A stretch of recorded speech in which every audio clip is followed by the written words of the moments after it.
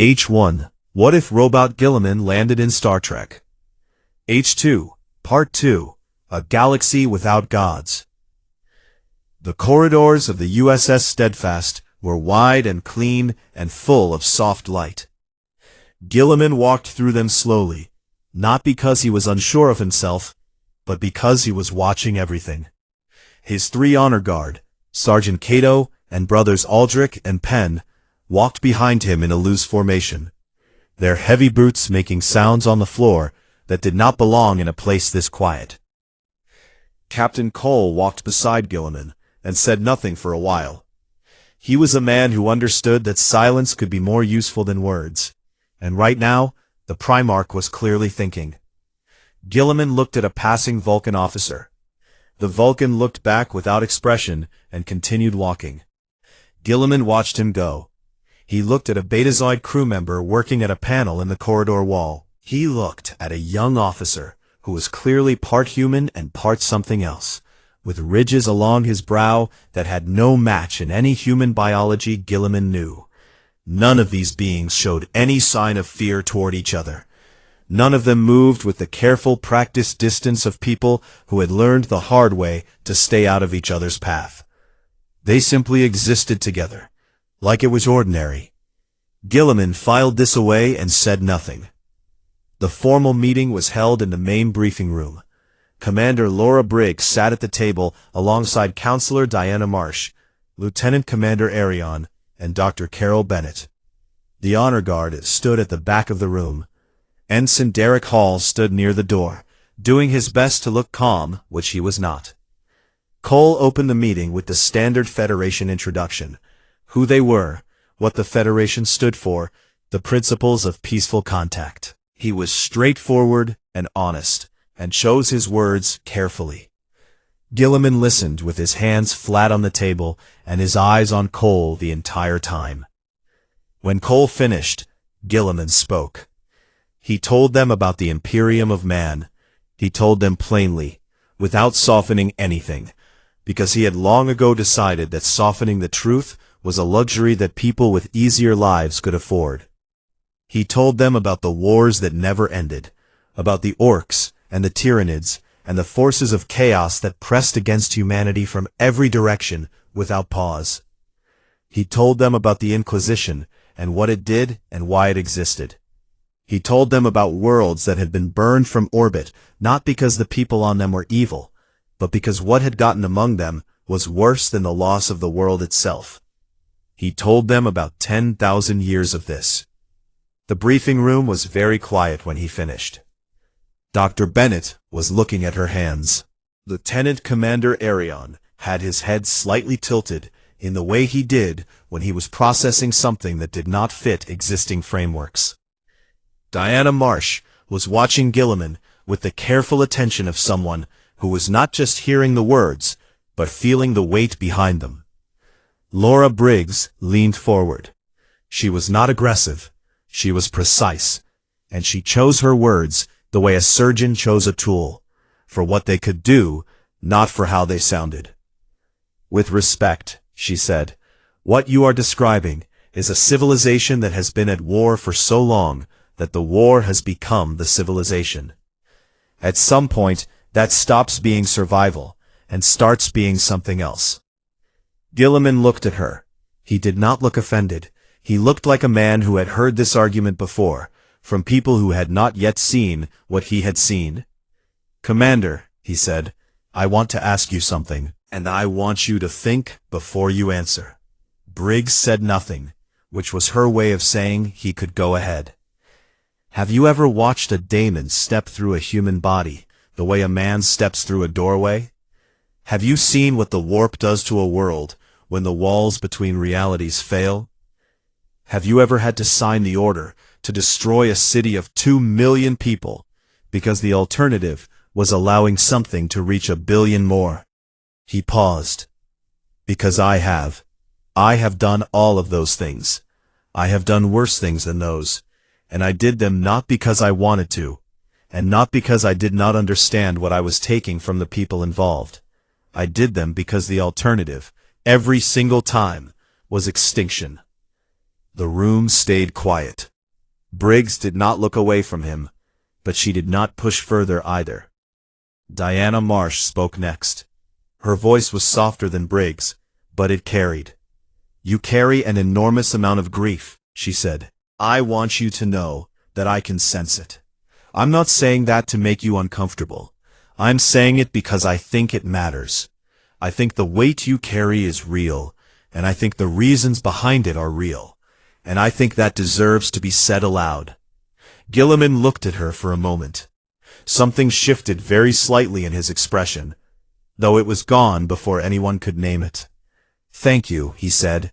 That was all. Later, after the formal meeting had ended, and the honor guard had been shown to a larger space where they could rest, Cole asked Arion to give Guilliman a full tour of the ship's science and medical sections. Arion did this with his usual calm efficiency. Guilliman asked questions the entire time. Precise, technical questions that Arion answered in precise, technical language. And the two of them moved through the ship's labs like two engineers at a conference, speaking a shared dialect of pure logic. Bennett watched them from across the medical bay, and said to nobody in particular, "He's not what I expected." Meanwhile, in the lower decks, Owen Drake was staring at a screen in the tactical lab, and feeling increasingly uneasy. The sensor data from the anomaly's closure had been sitting in his queue since the morning. He had finally opened it. What he had expected to find was residual energy decay, the normal signature of a dimensional rupture sealing itself. What he found instead was a cluster of readings that did not match any natural phenomenon in the Federation science database. The readings were faint, small, but they were not fading. They were, very slowly, growing. He pulled the data into a higher resolution scan and looked at it for a long time. Then he went to find Captain Cole. He caught the captain in the corridor near the observation lounge and kept his voice low. Cole looked at the data on the handheld display Drake offered him, and his expression shifted in the small way it did when something had moved from the category of unusual into the category of concerning. "Does anyone else know?" Cole asked. "Not yet," Drake said. "Keep it that way for now. I want Arion to look at it first, and then we'll bring it to Guilliman." Drake nodded. He took the display back and walked away. Cole stood in the corridor, alone for a moment, and looked at the wall, which was his way of thinking without anyone seeing him think. Something had come through the anomaly that had not come in a gunship.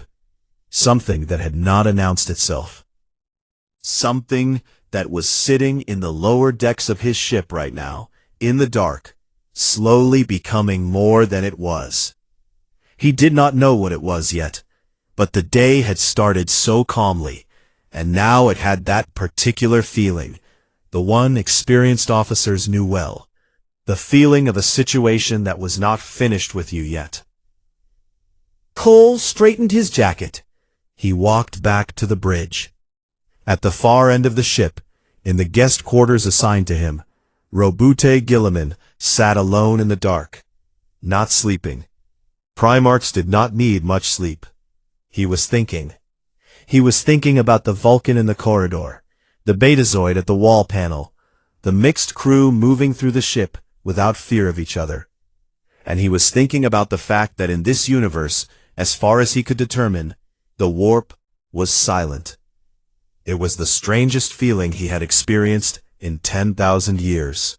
Like a sound he had grown so used to that he had stopped hearing it, and now that it was gone, the absence of it was louder than the sound ever was. He sat in the silence of a universe without gods, and for the first time in a very long time, he did not know what to do with the quiet.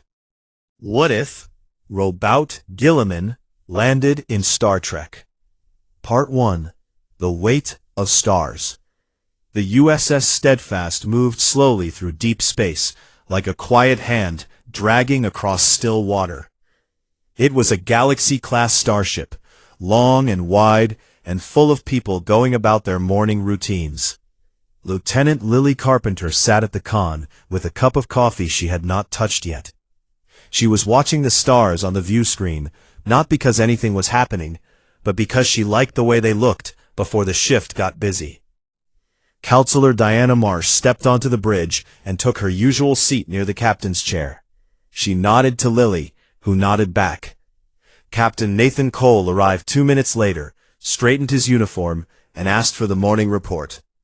Nothing unusual. A spatial anomaly nearby that the science team had been watching for 3 weeks. Cole sat down, accepted his own coffee from an ensign, and looked at the view screen.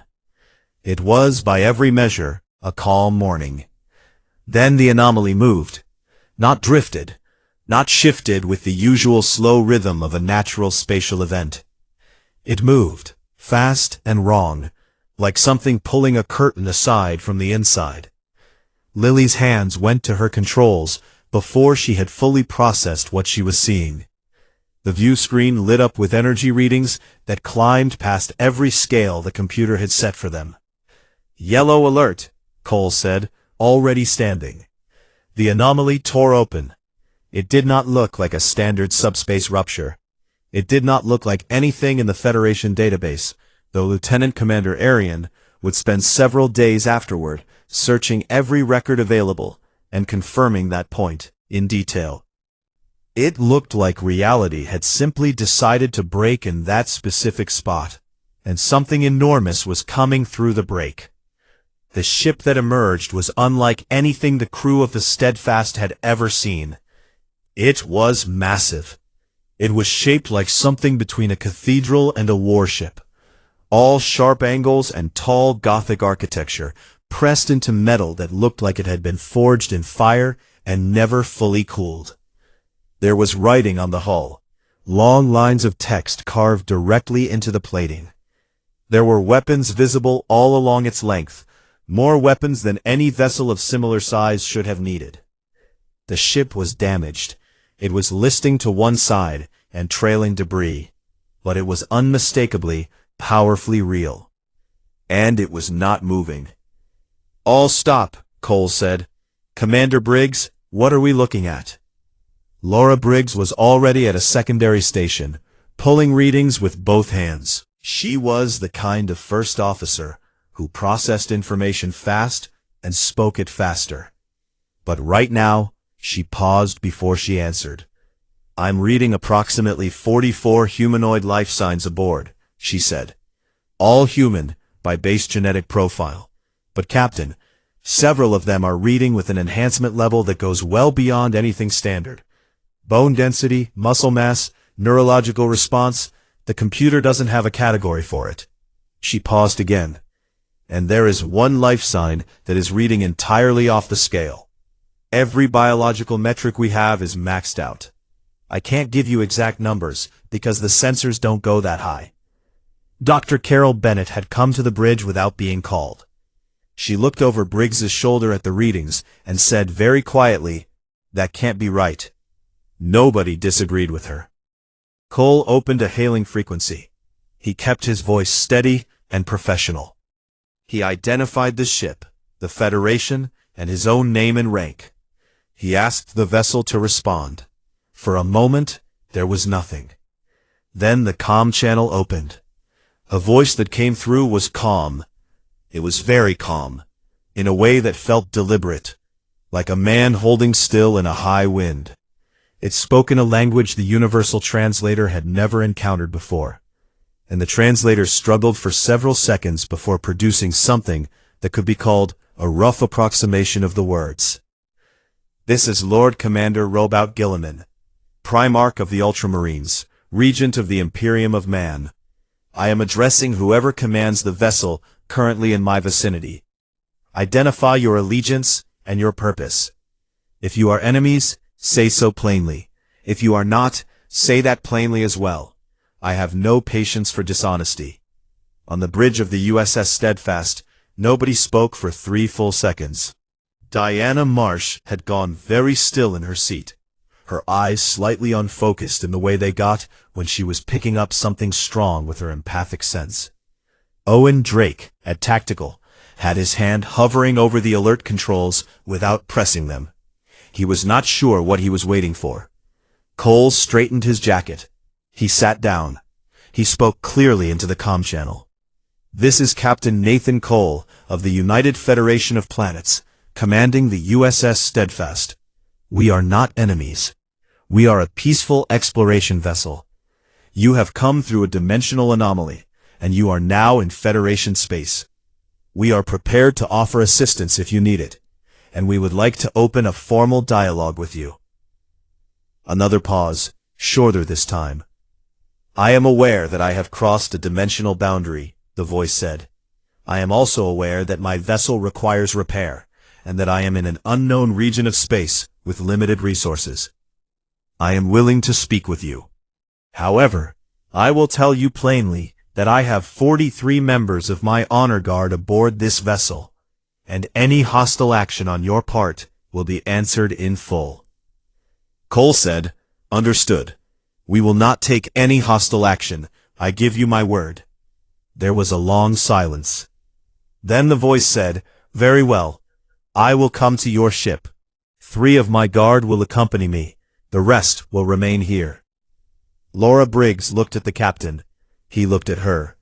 She raised her eyebrows slightly, which was her version of saying she had a great many questions and concerns, and was choosing to trust his judgment. Cole said, "We'll send you our docking bay coordinates."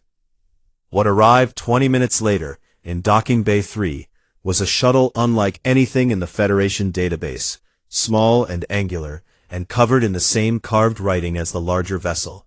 It landed hard, like it was used to landing on surfaces that did not care about being careful. The bay doors opened. The first thing Chief Engineer Ray Donovan noticed, watching from the observation deck above the bay, was the size of them. The honor guard came through the door in their dark blue armor, each one standing close to 8 feet tall, and the armor itself looked like it had been built to survive things that human engineering had never been asked to survive. Their helmets were off. They were human faces, scarred and calm, and utterly without expression. And then he came through the door. Roboute Guilliman did not wear his helmet either. He stood taller than the others, and carried a stillness around him that made the entire docking bay feel quieter, as though the room itself had decided to be respectful. He looked at the walls of the Steadfast, at the crew standing in careful formation to receive him, at the soft lighting and the clean corridors, and the whole impossible, gentle reality of a Federation starship. His eyes moved slowly. He missed nothing. Captain Nathan Cole stepped forward and extended his hand. Guilliman looked at the hand. Then he looked at Cole, and after a moment that felt much longer than it was, he reached out and took it. Ray Donovan, watching from above, let out a breath he had been holding since the shuttle landed, and said to the empty observation deck, "All right then, here we go." What if Roboute Guilliman landed in Star Trek? Part 5. What was left behind? Lieutenant Commander Arian had not slept in 4 days. This was not unusual for him. What was unusual was the expression on his face when he walked into Captain Cole's ready room and set a data pad on the desk without saying anything first. Cole looked at the pad, then he looked at Arian. "Talk to me," Cole said. Arian sat down. He folded his hands on the desk, the way he did when he was about to say something that required careful framing. "I have been running calculations on the spatial data from the original anomaly since the day it closed," he said. "I wanted to understand its structure, not to reopen it, simply to understand it." He paused. "What I found is that the anomaly was not a random event. It was a collapse point, where 2-dimensional membranes intersected under a very specific set of conditions. They cannot be replicated by natural means." Cole waited. "However," Arian said, "they can potentially be replicated by artificial means. The energy model is extremely complex. The margin for error is significant, and I would estimate a 41% chance of catastrophic failure during any attempt." He paused again. "But it is possible. With the right engineering approach, We could reconstruct the conditions that created the anomaly. We could open a doorway back. Cole sat very still for a moment. Then he picked up the datapad and went to find Guilliman.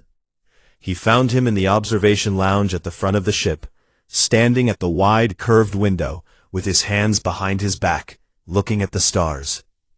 The lounge was empty except for him. Cole walked in and stood beside him, and for a while neither of them said anything, because the view did not ask for words, and both of them understood that. Then Cole told him what Arion had found. Guilliman listened without turning from the window. When Cole finished, the Primarch was quiet for a long time. The stars moved very slowly past the glass, the way they always did when a ship was holding position, drifting just slightly on the current of space. "I knew this conversation was coming," Guilliman said at last. "I have been waiting for it since the second day." Cole said, "You don't have to go." Guilliman turned from the window and looked at him. There was something in his face that was hard to name. It was not sadness exactly. It was something older than sadness. It was the look of a man who had made choices for so long that the choosing had become part of who he was, and he had stopped imagining a version of himself that did not carry it. "Yes, I do," he said simply. Cole did not argue. He understood duty. He had built his whole life around it. "I want you to know," Cole said, "that this crew is not the same as it was before you came aboard. You changed something here, not through force, just by being what you are." Guilliman looked at him steadily. "What I am," he said, "is a man who has spent 10,000 years trying to hold something together that should never have needed holding in the first place. What your crew is, Captain, is something I have never seen before in all of that time. They are people who chose to be better, not because they were ordered to, not because the alternative was death, because they decided the future was worth the effort." He paused. "Do not let anyone tell you that is a small thing. It is the largest thing I have ever seen." Cole looked out at the stars. He did not trust himself to respond immediately, so he waited until he was sure his voice would be steady. Then he said, "We should get to work." Ray Donovan had been given Arion's calculations the previous evening, and had spent the night sitting on the floor of his office, surrounded by datapads, which was how he did his best thinking. By morning, he had covered 2 pads in handwritten notes, and consumed 4 cups of coffee, and arrived at an approach that he described to Arion as completely insane, but probably workable. Arion said that was a reasonable assessment, and that they should proceed. The preparation took 31 hours. Donovan worked with Arion and 2 of his best engineers in a continuous rotation, pulling energy from non-essential systems and routing it through a modified deflector configuration that had no official name, because nothing like it had ever existed before. Guilliman contributed directly, sitting with Donovan for long stretches and providing details about the warp mechanics on his side of the crossing that no sensor reading could have supplied. Donovan listened to all of it with the focused attention of a man who had decided that nothing was too strange to be useful. At one point, Donovan put down his tools and looked at Guilliman and said, "In 40 years of engineering, I have never worked on anything like this." Guilliman said, "In 10,000 years, neither have I." Donovan thought about that for a moment, and then picked his tools back up and kept working. On the last morning, the honor guard prepared to leave.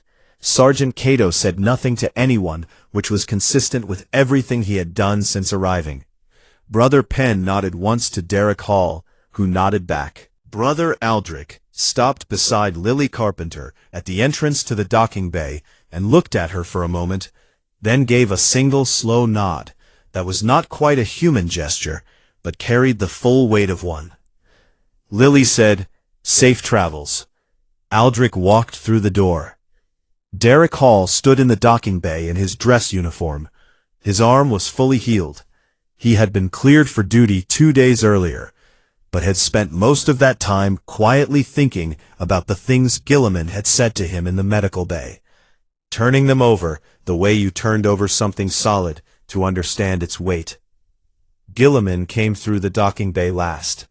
He moved past the honor guard, past the small group of senior crew who had gathered without being asked to, past all of it, and then he stopped in front of Hall. He looked at the young ensign for a long moment. Hall looked back and did not drop his eyes. Guilliman reached into a sealed compartment on his vambrace.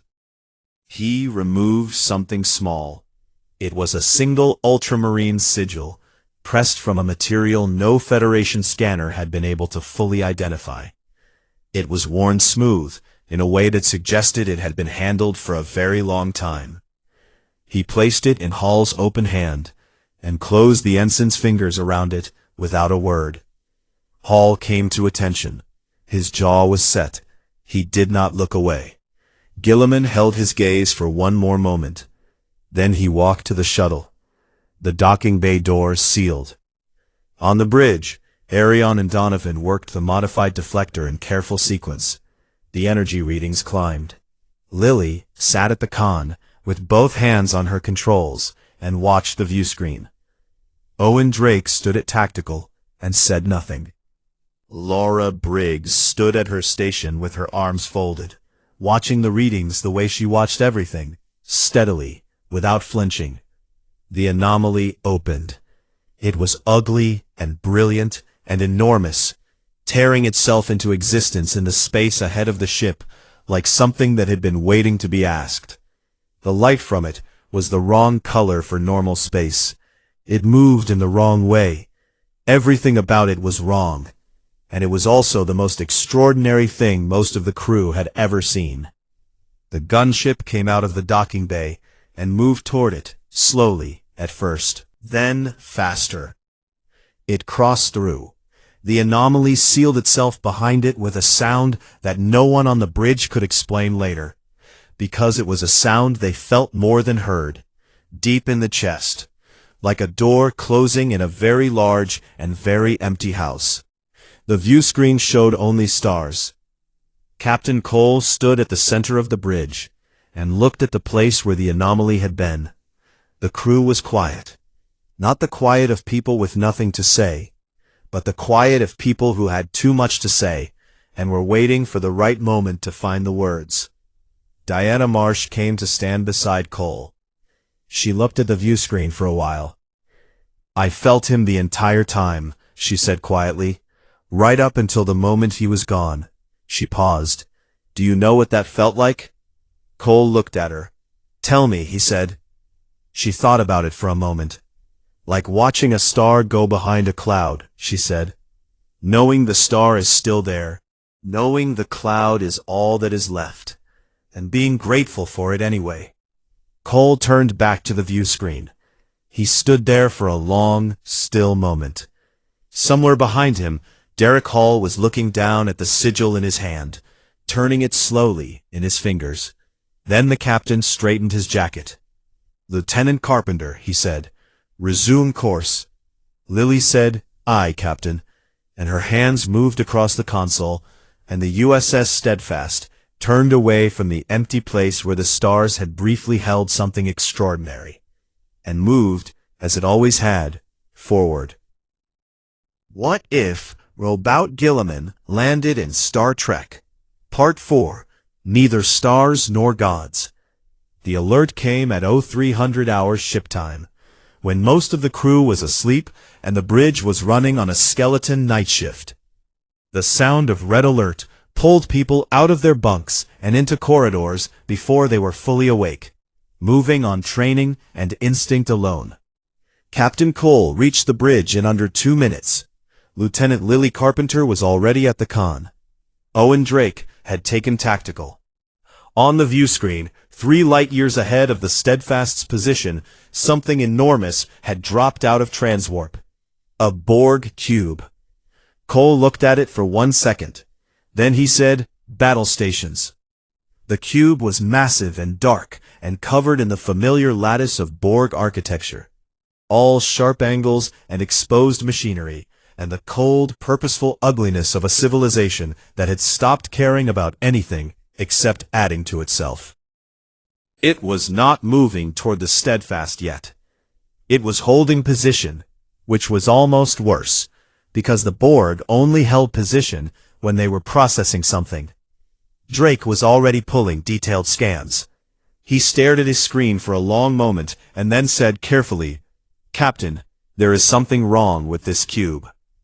Cole crossed to tactical and looked at the readings over Drake's shoulder. The cube's hull was not entirely Borg. Worked into the lattice on its port side, assimilated into the superstructure with the methodical efficiency the Borg applied to everything they consumed, was a section of hull that did not belong there. It was thick and heavily plated, and covered in carved writing that the universal translator could not fully process.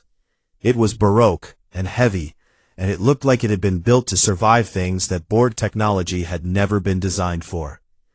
It was Imperial architecture, a fragment of a shit from Guilliman's universe, something else that had slipped through the anomaly, undetected, and drifted in Federation space long enough for the Borg to find it. And now they had it. Cole said, "Get Guilliman." Guilliman arrived on the bridge 90 seconds later. He was not in full armor, but he moved with the same weight he always carried, the kind that had nothing to do with what he was wearing. He looked at the view screen, and his eyes went immediately to the assimilated section of hull. He was quiet for exactly 3 seconds. Then he said, "That fragment cannot stay in Borg hands." Cole said, "Agreed. Tell me what we're dealing with."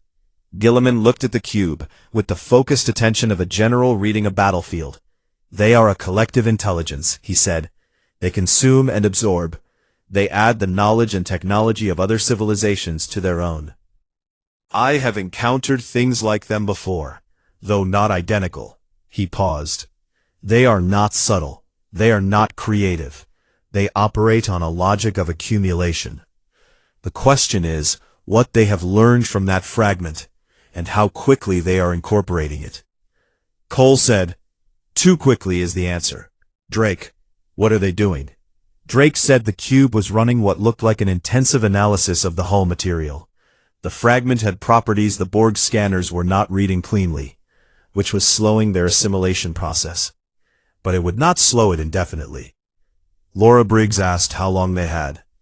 Arion calculated 4 hours before the Borg completed their analysis and fully integrated whatever the fragment contained into their collective knowledge base. After that, whatever was in that metal, the engineering principles, the materials, possibly the residual psychic imprint of 10,000 years of Imperial warfare, would belong to 400 billion drones. Cole looked at Guilliman. "Can we destroy the fragment from here?" Guilliman shook his head. "At this range, with the fragment embedded that deep in their structure, a weapon strong enough to destroy it will not be precise enough to avoid alerting the entire cube. They will adapt and move before you can fire a second shot." Drake said, "So we need someone inside." The silence that followed was brief. Sergeant Cato and the honor guard were called to the bridge. They listened to the situation without any visible reaction, the way soldiers listen to orders they had already decided to follow, before the briefing began. Cato looked at the cube on the view screen and said the boarding approach was straightforward. The interior navigation would be the difficult part, and he would need a detailed layout of Borg cube architecture before entry. Arion provided it in 11 minutes. Derek Hall was standing near the back of the bridge, and had been standing there since the alert, doing his job, which at this moment meant monitoring internal ship communications and relaying tactical data to the relevant stations. He had been listening to all of it. He stepped forward and said, "I want to go with them." Cole looked at him. Briggs looked at him. Cato looked at him in a way that was very hard to read. Hall said, "The Ultramarines don't know Borg cube layout from experience.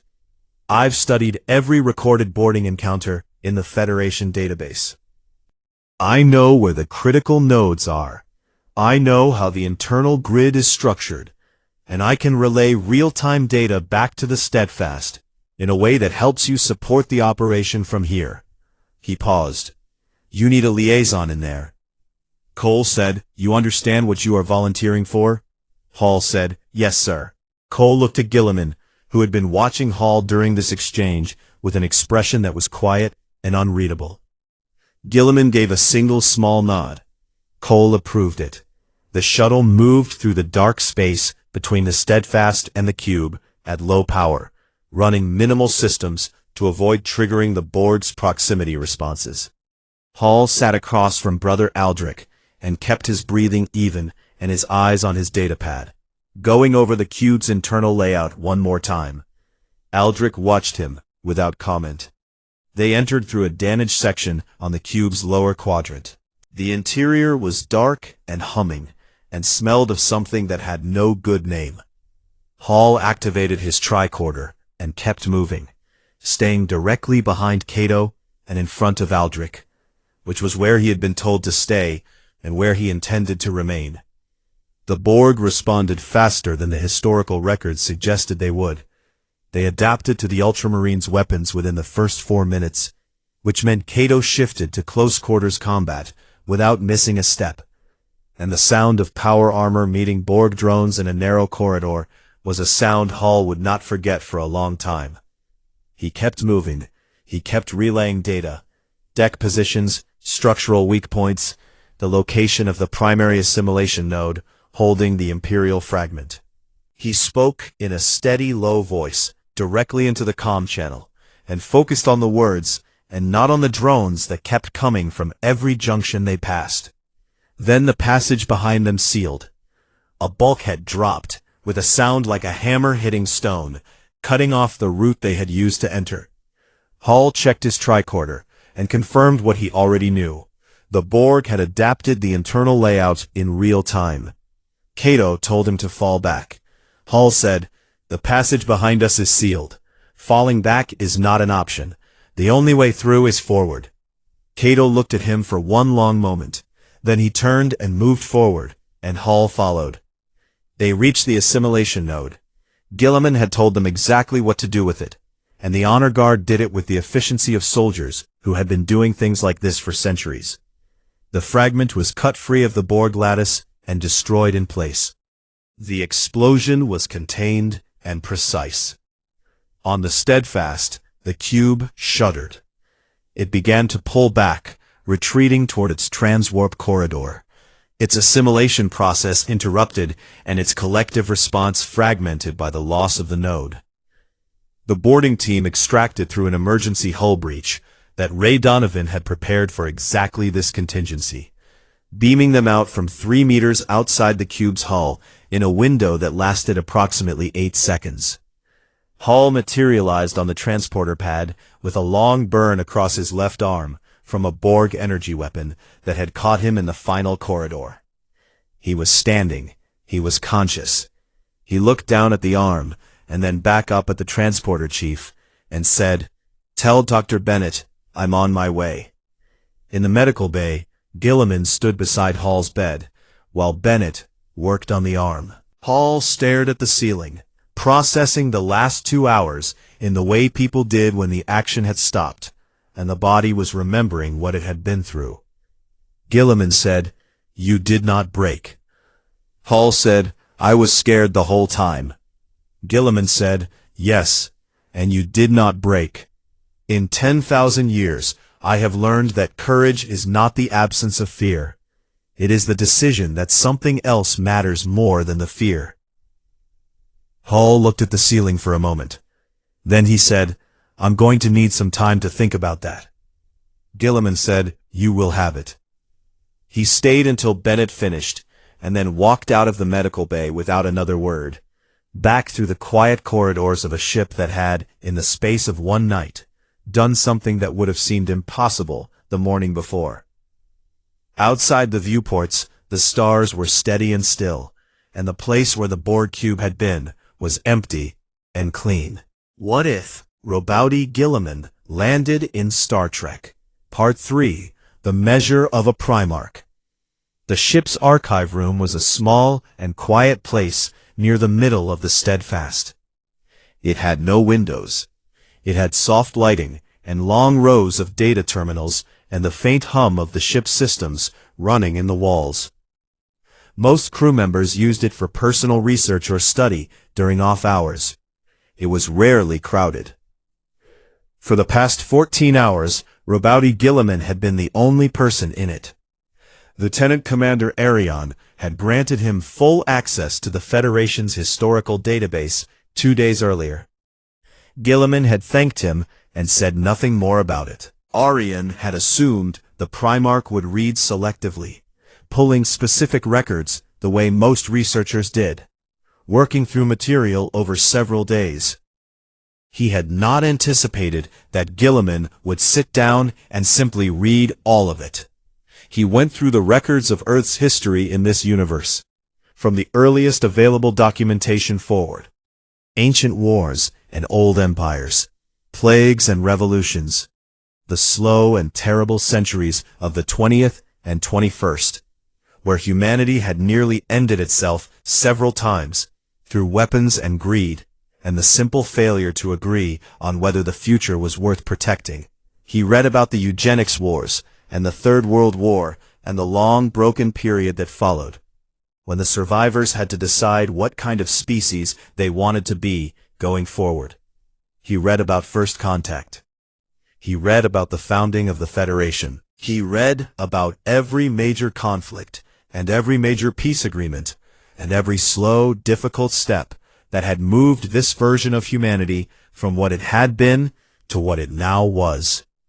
He read all of it in 14 hours, because that was simply how his mind worked. When Lily Carpenter came through the archive room door carrying a covered tray, she almost turned around immediately. She had expected the room to be empty. Instead, she found the largest person she had ever been in a small space with, sitting completely still at a terminal in the far corner, staring at nothing. She stood in the doorway for a moment. Then she made herself walk forward, because Dr. Bennett had specifically asked her to bring something, and Dr. Bennett was not a person you reported back to empty-handed. She set the tray on the table near his terminal, and said quietly, "Dr. Bennett wanted you to have this. She said you haven't eaten since yesterday." Guilliman did not move for a moment. Then he looked at her. His eyes focused slowly, the way eyes did when a person was coming back from somewhere far away inside their own head. "Thank you," he said. Lily started to leave. Then he spoke again. "You are from this ship originally?" he asked. "You were born in this universe?" She turned back. "Yes, born in Ohio, joined Starfleet at 18. Guilliman looked at the terminal screen, which still held the last records he had been reading. "I have spent the last several hours reading the history of your humanity," he said. "The path it took to reach what it is now." He paused. "In my universe, humanity never had the chance to make this choice. The warp made sure that every moment of peace came at a price that most civilizations could not afford to keep paying. Here, your people simply decided to stop tearing each other apart." Lily pulled out a chair and sat down across from him. It felt like the right thing to do. "It wasn't simple," she said. "People died for every part of it. There were wars and failures and moments where it almost went completely the other way. It wasn't a decision someone made once. It was a decision that had to be made over and over again, by different people, in different times." Guilliman looked at her. Something in his expression shifted, subtle and brief. "Yes," he said quietly. "They always do." They sat in silence for a moment. Lily looked at the tray she had brought, and decided not to point out that he still had not touched it. "Do you miss it?" she asked. "Your universe, I mean." He thought about the question for longer than she expected. "I miss the people," he said at last. "I miss my brothers, the ones still living. I miss the work, though that is perhaps a strange thing to miss. I do not miss the war. I have never missed the war. I have simply never been allowed to stop fighting it." Lily did not know what to say to that, so she said nothing, which turned out to be the right choice. 2 decks below the archive room, in the tactical lab, the situation that Owen Drake had been watching was changing. The energy readings from the anomaly remnant had grown steadily over the past 48 hours. They were still small, still confined to a section of the lower decks near Cargo Bay 4. But 2 crew members assigned to maintenance work in that section had filed separate reports about feeling anxious without cause. One of them described it as the feeling of being watched from behind a wall. The other said he kept waking up at night and could not explain why. Diana Marsh had gone down to the lower decks that morning without telling anyone where she was going. She stood outside Cargo Bay 4 for about 10 minutes, very still, with her eyes half closed. When she came back up, she went directly to Captain Cole. She told him that there was something there, not a physical presence, not a life form in any traditional sense, but something that had the quality of awareness without a body to hold it. She said it felt like hunger, slow and quiet and patient. Cole called Guilliman. He found him still in the archive room, with Lily Carpenter sitting across from him, and the food tray finally open between them. Guilliman listened to what Cole described without interrupting. His face did not change, but his stillness became a different kind of stillness, the kind a person had when they recognized something they had hoped not to find. A psychic barb, Guilliman said, when Cole finished. A fragment of the immaterium lodged in your physical space. It came through the anomaly when my vessel crossed over. It is too small to manifest anything dangerous on its own, but it feeds on the emotional energy of nearby people. Given enough time and enough proximity to sentient beings, it will grow until it can do real harm. Cole asked what needed to be done. Guilliman said he could remove it. He said the process was not complicated, but it would require him to work alone, and it would briefly affect the ship's systems. He said he understood if that was not something the captain was comfortable approving.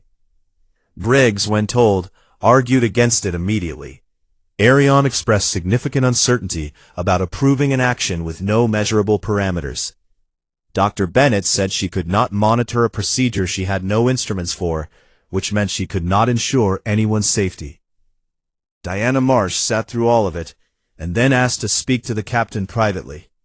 She told him what she had been sensing from Guilliman since the moment he came aboard.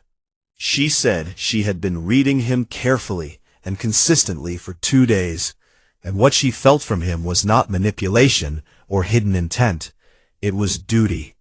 It was a very old and very tired sense of duty that had never once asked for permission before it acted. She said, "If he says he can fix it, I believe him." Cole approved the procedure. That evening, Guilliman stood alone in Cargo Bay 4. His honor guard waited outside the sealed door.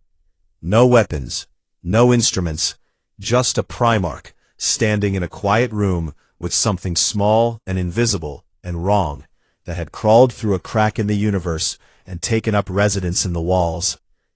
Every light on the steadfast flickered for 31 seconds. Then they steadied. Derek Hall, standing at the door with a chronometer in his hand, noted the time and said nothing. Through the door, there was silence. And then the door opened, and Guilliman walked out and said it was done. The anxiety reports from the lower decks crew stopped that night. Diana Marsh stood in the corridor outside the cargo bay for a long time after everyone else had left. She was not doing anything in particular. She was just standing there, feeling the space where the thing had been. It was clean now, just a room, just metal walls and soft light and the hum of the ship. She exhaled slowly and walked back to the turbolift. Some things, she thought, did not need to be explained to be real, and some people did not need to be understood to be trusted. She thought about that the rest of the evening, and she thought it was probably true of worlds very different from her own.